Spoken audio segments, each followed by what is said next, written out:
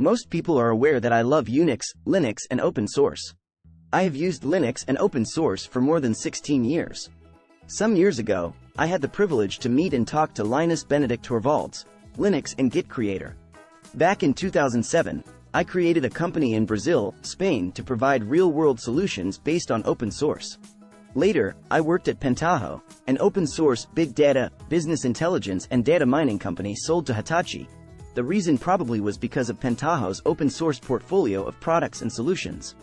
Back in 2007, I created a company in Brazil, Spain to provide real-world solutions based on open source. Later, I worked at Pentaho, an open-source big data, business intelligence and data mining company sold to Hitachi. The reason probably was because of Pentaho's open-source portfolio of products and solutions. Going back to the past, the 2nd of June 2005, I found this BBC article.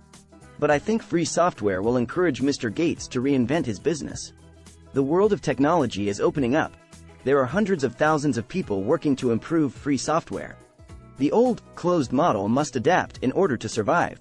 I still remember when I saw the picture below, I loved it.